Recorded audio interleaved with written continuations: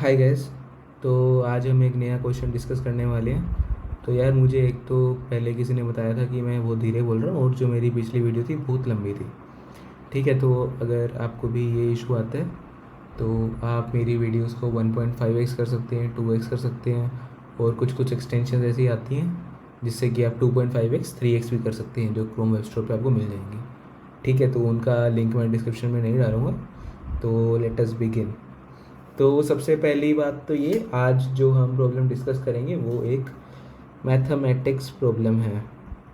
तो अब मैथमेटिक्स देख के ना कई बच्चों का मुंह मुरझा जाता है, मतलब ऐसा हो जाता है। तो ऐसे होता है कॉन्टेस्ट में, मान लो मैथ प्रॉब्लम आ गई तो वो छोड़ ही देते हैं कि ये तो होगी नहीं। ठीक है, तो इसके लिए ना एक बड़ा सही सा मुझे कोड मिला था, तो वो मैंने यहाँ पे लिख रखा है। The only way to learn mathematics is to do mathematics.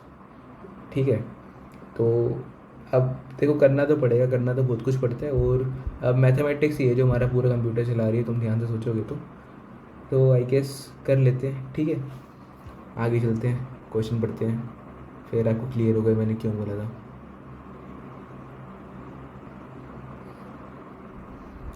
Okay gas, तो ये हमारा प्रॉब्लम है। तो सबसे पहली बात तो डरने की बात नहीं है, मैथमेटिक्स प्रॉब्लम है, हमने सारे मैथ के एग्ज़ाम सोल्व किए हैं, एक और कर देंगे। राइट, तो आप वीडियो को पॉज कर लीजिए और क्वेश्चन को पढ़ लीजिए।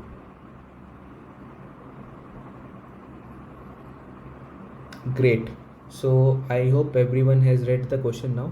तो अपना एक बंदा है, ये पता नहीं लाहूब है या याहूब है, सॉरी अगर किसी की भावना को ठेस पहुँचा हो तो, but there is this person और वो टूरिस्ट का फ़ैन है। ठीक है, तो आप इसे घूमना है मतलब, और इसके पास एक ही स्ट्रेट रोड है जिस पे उसे घूमना है। तो ऑफ कोर्स हमें पता है स्ट्रेट रोड अगर हमारे पास कहीं पे आ जाती है तो वो कुछ नहीं होता, वो एक एरे होता है। मतलब जब से हम बचपन से बड़े हुए हैं तो हमें ये सिखाया गया है कि आप वो स्ट्रेट रोड दिखे, स्ट्रेट लाइन दिखे, उसे एक एरे में तब्दील कर लीजिए। ठीक है, तो हम करेंगे। तो ऐसा ही है अपने पास कि एक एरे है और इसमें वही जो अपनी किसी भी टी एन डेस्टिनेशन होती हैं वही है। तो अब ऐसा है कि एरे के हर इंस्टेंस पे आपको कुछ ना कुछ डेस्टिनेशन मिल जाएगी, मतलब हर इंडेक्स पे एक डेस्टिनेशन है। तो जैसे ये डेस्टिनेशन है A1, this would be A2 up till AN। ठीक है, तो ये हमारी डेस्टिनेशंस हैं। अब इस बंदे को यहाँ पे स्टार्ट होना है, मतलब ना वो A1 पे है ना A2 पे है, वो अभी यहाँ पे है, मतलब A0 मान लो, मतलब कुछ ही मान लो। तो वो किलोमीटर ज़ीरो पे है, और A1 जो है वो मान लो 3 किलोमीटर है इस जीरो से। A2 जो है वो मान लो 7 किलोमीटर है इस जीरो से, और ऐसे AN मान लो कुछ है M किलोमीटर से ज़ीरो से। Okay, great. तो हमें क्या बोला है कि अब उस अच्छा, अब ये जो बंदा है इसने अपना ट्रैवल प्लान बनाया, मतलब जितने भी तरीक़ों में बना सकते हैं ट्रैवल प्लान अपना, हर तरीके से बनाया। राइट, तो अब हमें बताना है कि एवरेज उसे कितना टाइम लगेगा एक राउट में।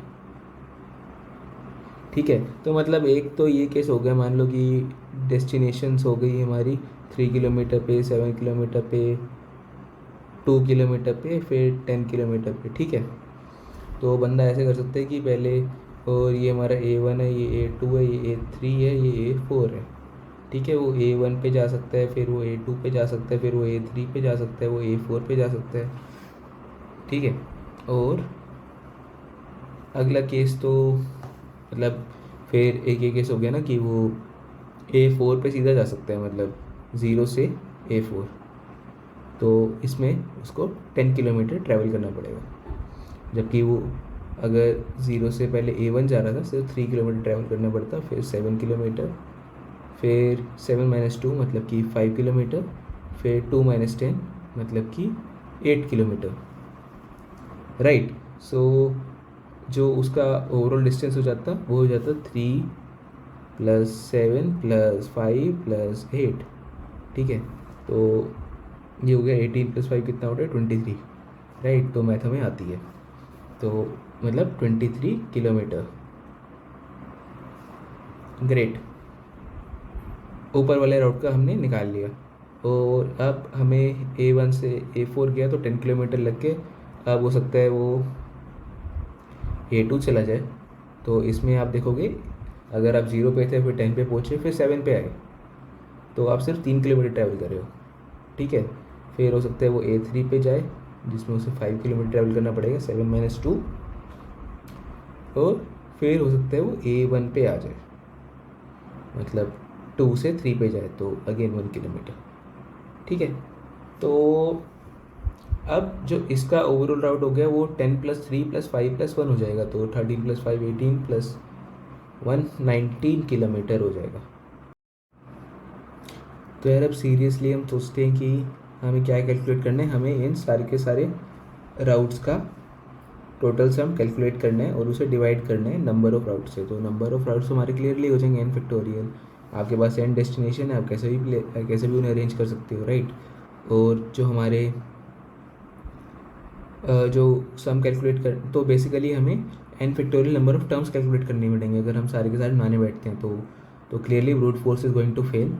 तो अब हम इसको फिर से ब्रेकअप करते हैं। तो मतलब पहले केस में हम 0 to A1 ऐड कर रहे हैं, फिर हम A1 to A2 ऐड कर रहे हैं, फिर हम A2 to A3 ऐड कर रहे हैं, ऐसे ऐसे सब सारी टर्म्स ऐड कर रहे हैं, राइट। फिर जब फिर और प्लस A3 से A4 कर रहे हैं, ठीक है। और फिर हम कर रहे हैं दूसरे में 0 - A4 A4 minus I mean A4 to A2 plus A3 to A2 to A3 like what ever plus A3 to A1, ये वाला राउट हम इन सब का समीशन ले रहे हैं, राइट। सो जो बड़ा सा समीशन है, I am sorry for my writing, मैं थोड़ा सा इम्प्रूव करूँगा अगली वीडियोस में पक्का से। तो ये जो हमारी राउट्स हैं, अब एक बार सोचते हैं कि ये राउट्स रिपीट हो रहे हैं कि नहीं। तो तुम्हें दिख ही रहा होगा कि सारे के सारे राउट्स रिपीट हो रहे हैं। A2 to A3 आ गया अपना, मतलब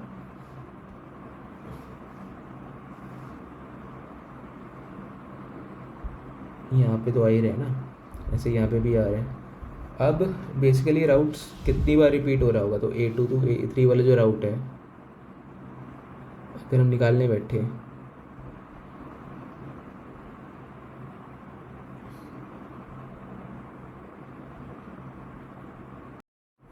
तो A2 to A3 वाला जो राउट है हमारा, अच्छा ये सीन था।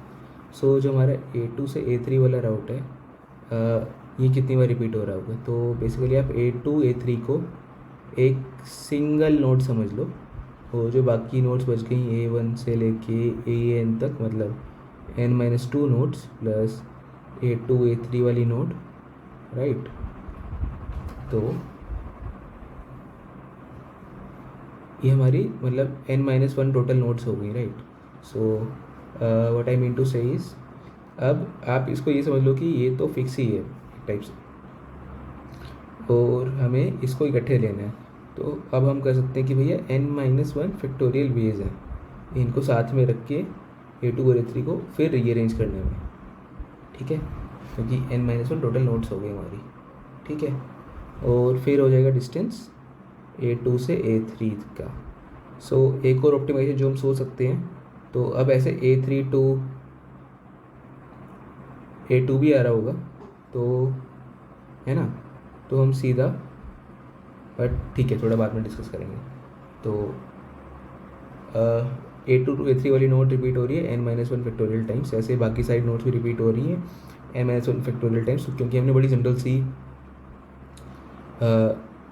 ये ली थी पेयर ऑफ नोट्स, ठीक है। तो हमें पता है हर पेयर ऑफ नोट्स आ रही है हमारे समीशन में n-1 फैक्टोरियल टाइम। तो हमारा जो समीशन है बड़े वाला वो सिंपली बन जाता है समीशन AI माइनस AJ, और इसका एब्सोल्यूट लेना पड़ेगा हमें इनटू n-1 फैक्टोरियल और हमें बोथ आई से लेके हमें जे इक्वल टू ज़ीरो से एन माइनस वन तक करना पड़ेगा कोड में। आप वन बेस इंडेक्सिंग कर लो चाहे टू बेस कर लो, यहाँ पे ज़ीरो बेस कर लो, तो यहाँ पे ज़ीरो बेस इंडेक्सिंग है। ठीक है, तो हमें बस ये कैलकुलेट करना है। ठीक है, इसके अलावा हम एक चीज़ भूल गए थे, हमारी कुछ नोट्स थी जो कि सब में आ रही थी ज़ीरो से A1 वाली, राइट। तो अब ये कितनी बार नोट्स आ रही होंगी, तो क्लियरली ज़ीरो टू A1 वाली जो नोट है, तो मतलब पहला करेक्टर A1 हो गया, इसके बाद कुछ भी रखो बेसिकली। तो अगेन वो भी n-1 फैक्टोरियल बेस है ना, बाद की नोट्स को अरेंज करने की सारी नोट्स उसमें भी आ रही हैं n-1 फैक्टोरियल टाइम्स। तो it's going to be AI minus zero into n-1 factorial. तो ठीक है, n-1 फैक्टोरियल कॉमन लेते हैं, तो हमारी दो टर्म्स बचती हैं। पहले वाले को बोल देते हैं A, दूसरे वाले को बोल देते हैं B। ठीक है, तो it becomes n-1 factorial into A plus B। ठीक है, ज़्यादा कंफ्यूज मत होना, बड़ा सिंपल है। तो A को अगर तुम ध्यान से देखोगे ना, वो क्या हो जाएगा basically, A is equal to basically A is equal to I equal to zero से n-1, J equal to zero से i-1। अभी ये अगले स्टेप में करेंगे वरना कन्फ्यूज हो जाएंगे बच्चे। तो n-1 से लेके n-1 absolute of AI minus AJ, है ना, ये लिखा है ना हमने।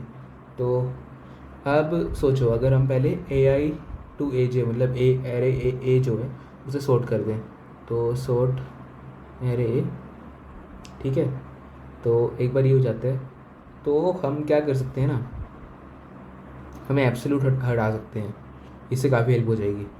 तो एक तो हम एक काम कर सकते हैं,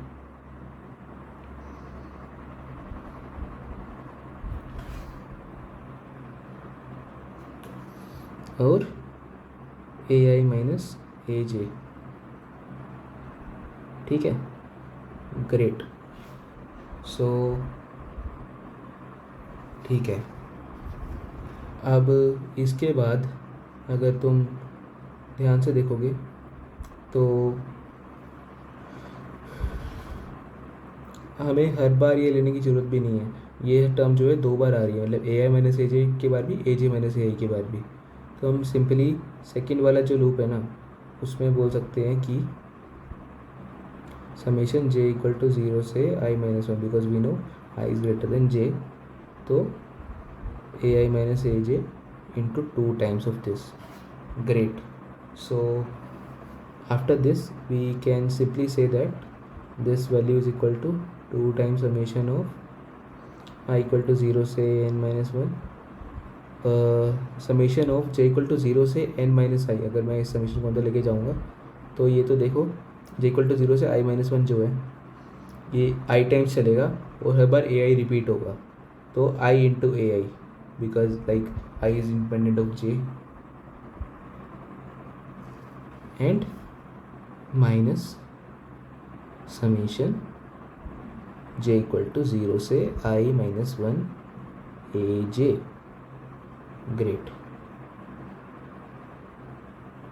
सो ये वाली जो टर्म है ना, ये एक्चुअल में है प्रीफिक्स सम। तो इसे हम ऑर्डर ऑफ 1 में कैलकुलेट कर पाएंगे अगर हम इसको प्री कैलकुलेट करके रख लें। ठीक है, ग्रेट। और ये तो हम ऑर्डर 1 में कैलकुलेट कर ही सकते हैं। तो जो हमारा ये जो ओवरऑल लूप है, इसमें हर वैल्यू को हम ऑर्डर ऑफ 1 टाइम में कैलकुलेट कर रहे हैं, कॉन्स्टेंट टाइम में। तो इसका बन गया ऑर्डर ऑफ n, और इससे हमारी आ जाएगी वैल्यू a की। अगर हम b को देखें तो b तो कुछ भी नहीं है, मतलब like b is equal to what is it equal to summation ai। तो तुम समझ गए होगे, तो बस लाइक पूरे एरे का सम है, जीरो कैसे मुझे निकालना। तो i इक्वल टू 0 से n-1। ठीक है, तो ये निकाल देना आप। न्यूमरेटर हो जाएगा n-1 factorial of a plus B, denominator हो जाएगा n फैक्टोरियल, तो बस यही बचता है। तो लाइक डिनोमिनेटर हो जाता है n और न्यूमरेटर हो जाते हैं A plus B. So numerator is equal to A plus B, ठीक है। Denominator is equal to N. और हमें इरिवर्सिबल फॉर्म में चाहिए, मतलब इरिड्यूसिबल फॉर्म में चाहिए, तो हम दोनों को डिवाइड कर देंगे GCD of numerator and denominator, ठीक है। और इसको भी कर देंगे और बस इसको आउटपुट कर देंगे, हमारी फ्रैक्शन आ गई, सिंपल।